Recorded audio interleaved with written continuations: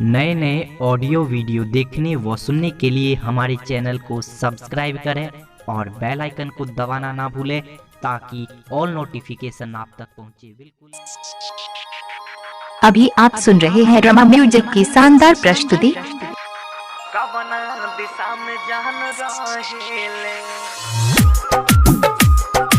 DJ आशीष Harinagar, DJ मिठू,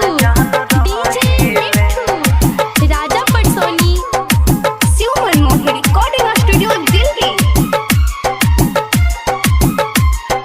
कवना दिशा में जान रहेले हमके बता दे रे पुरबा, कवना दिशा में जान रहेले, कवना दिशा में जान रहेले।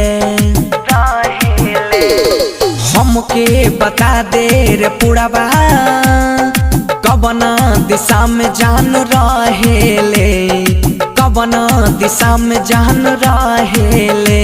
पागल दिलावा रहिया निहारे, बिरही के मारना सहेले। हमके बता दे रे पुरबा, कवना दिशा में जान रहेले, कवना दिशा में जान रहेले। डीजे मिठू, डीजे। अभी आप सुन रहे हैं रमा म्यूजिक की शानदार प्रस्तुति।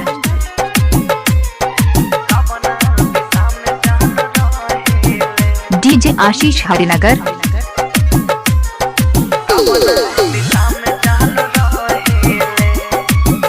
हाँ रोता दिलवाई जो हटा अखियाई, तोहरे सूरतिया ये जान हो, तोहरे सूरतिया ये जान। हाँ रोता दिलवाई जो हटा अखियाई, तोहरे सूरतिया ये जान हो।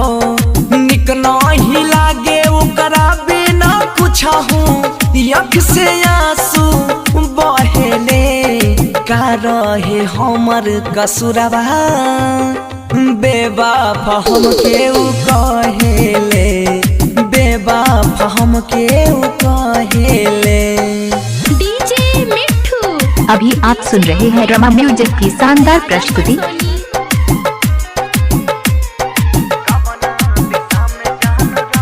डीजे आशीष हरिनगर,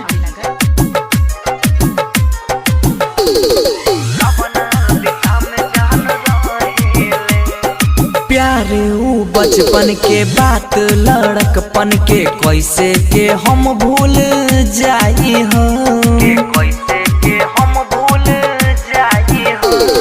प्यार ऊ बचपन के बात, लड़कपन के कैसे के हम भूल जाई हो। भोरबा ऊ कोरबा में बैठा तो रहले, बहुते याद ऊ आवेले। मंगिया में भर के सेनुरवा, बंसी के प्यार में बहेले, अभय के प्यार में बहेले। पागल दिलावा रहिया निहारे, बिरही के मारना सहेले। हमके बता दे रे पुरबा, कवना दिशा में जान रहेले, कवना दिशा में जान रहेले।